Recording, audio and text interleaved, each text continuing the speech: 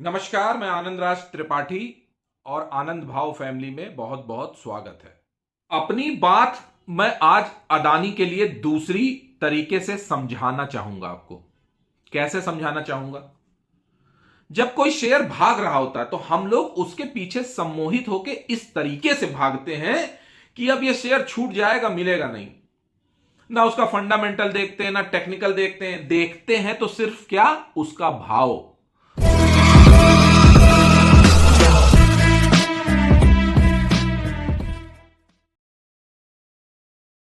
भागते हुए शेयर का भाव देखते हैं और उसके पीछे भागते हैं।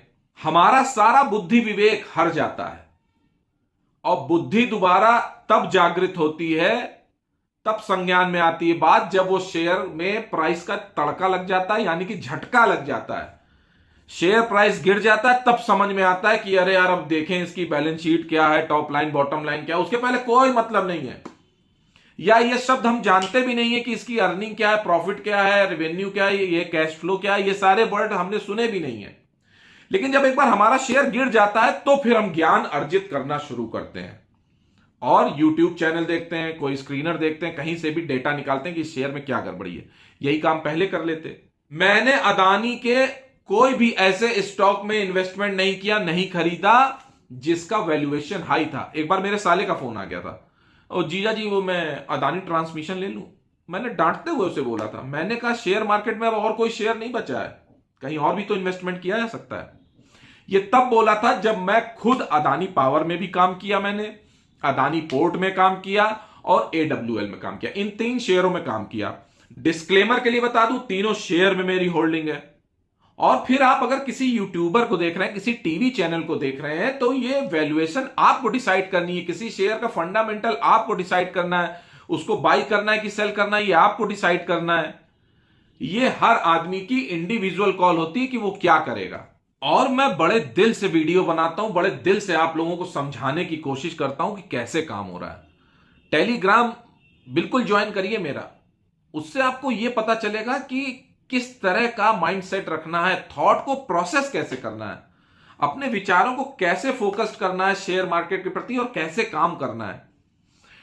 बहुत सारे यूट्यूब में आपको यह सब तो मिल जाएगा, सारे चैनल्स में, कि भैया ये टेक्निकल ग्राफ देख लो, ऐसे देख लो। अरे यार, ये सब देख लोगे, हमने कहा हार्वर्ड से हम पढ़ाएंगे, जाके हार्वर्ड यूनिवर्सिटी से पढ़ के आएंगे। लेकिन भैया, जब बाजार इस तरह से गिरता है तब कोई पढ़ाई काम आती है? तब तो आपका अपना अनुभव काम आता है, अपना विवेक काम आता है। उस सिचुएशन को कैसे हैंडल करोगे, ये काम आती है बातें। सिचुएशन हैंडल ही नहीं कर पा रहे हो, नॉलेज बहुत सारी है, प्रैक्टिकल कोई थ्योरी है नहीं तुम्हारे पास, थ्योरी छोड़ो, प्रैक्टिकल कोई एक्सपीरियंस नहीं है, तो कैसे काम करोगे? ये जीवन में भी लागू है, शेयर मार्केट में भी लागू है। मैं अपना रिस्क हमेशा कंट्रोल करके चलता हूं, हमेशा अपना रिस्क एडजस्ट करके चलता हूं। पहले से प्री कैलकुलेटेड रिस्क जिसे बोलते हैं, वो रहता है मेरे दिमाग में। सारी कैलकुलेशन रहती है कि अगर शेयर ऐसे जाएगा, ऐसे जाएगा। जैसे मैंने पहले ही बना रखा है मन कि अदानी पोर्ट आएगा 300 तक खरीद लूंगा, अदानी पावर अगर 120 तक आएगा तो वहां थोड़ा खरीदूंगा। अब किस तरह से खरीदूंगा, क्या करूंगा, ये मैं आपको नहीं बता सकता कि कैसे क्या करूंगा। वो जो समय काल देश परिस्थिति होगी वैसे काम करूंगा। और ये मेरा अपना रिस्क है, मेरे अपनी पर्सनल ओपिनियन है, आपको कोई रिकमेंडेशन नहीं है। आप अब खुद शेयर खरीदना चाहते हो तो अपने फाइनेंशियल एडवाइजर से पूछ के करो काम। लेकिन मैं आपको यह तरीका बता रहा हूं कि हम कोई भी शेयर खरीदें तो किस तरीके से खरीदेंगे। अदानी पोर्ट के पीछे तो अदानी पोर्ट दिख रहा है ना, तो इतनी दिक्कत नहीं है। और मैं अदानी पोर्ट का पैरवी इसलिए भी करता हूं कि मैं अदानी पोर्ट खरीदता हूं भाई, तो मैं अपने बताता हूं कि मैंने खरीदा है शेयर, मेरे पास शेयर पड़े हुए हैं, मैंने आज भी खरीदे थे, आज भी मैंने जॉबिंग की है। जैसे जैसे वो सर्किट लगाता गया मैंने खरीदा अदानी का शेयर। अदानी पोर्ट को मैं खरीदता चला गया। 10% सर्किट लगा, मैंने खरीदा। 15 लगा, खरीदा। 20 लगा, खरीदा। 25 लगा, तब भी खरीदा मैंने। और नीचे से जितने शेयर खरीदे थे मैंने सब 523 में बेच भी दिए ऊपर। शेयर लेके नहीं आया। हां, एक दूसरे अकाउंट में 490 के 20 शेयर शायद उठाए। तो एक तो मैं ये समझाने का प्रयास करता हूं कि क्वांटिटी हमेशा थोड़ी थोड़ी लेनी चाहिए। मैं हमेशा कहता हूं जो छोटी क्वांटिटी लेगा उसको कोई हरा नहीं सकता, और मैं तो 10-10, 5-5 लेता हूं। अब समझ लीजिए अदानी इंटरप्राइज उस दिन 2758 में एक शेयर लिया था, तो ये अगर 1200-1500 भी आएगा तो मुझे टोटल 10 शेयर में को 2000 रुपए घाटा ना दे पाए। तो मेरा तरीका ऐसा है लेने का।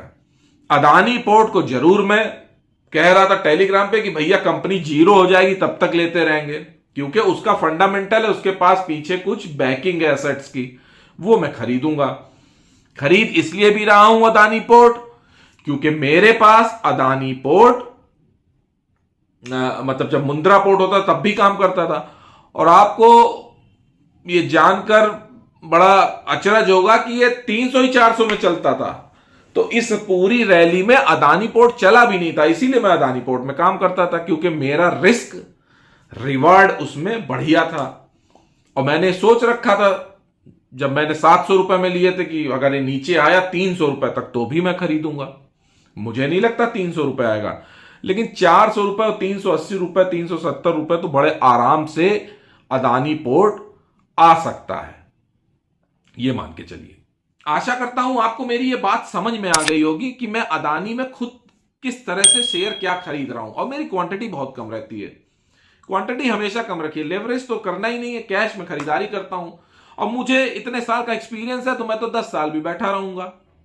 लेकिन अदानी में थोड़ी सी दिक्कत आ गई है, ये मुझे भी समझ में आ रहा है। जब किसी का कर्जा बढ़ जाता है ना, और एक बार जब आदमी लड़खड़ा के गिरता है तो फिर सब लोग उसको गिराने पे आमादा रहते हैं। इसलिए बहुत सतर्क रहिए। मैंने अपना रिस्क कैलकुलेट कर लिया है तो मैं उस तरह से काम कर रहा हूं। वीडियो में कही गई बात आपको अच्छी लगी हो तो वीडियो को जरूर लाइक करिए। और आज के लिए इतना ही। नमस्कार।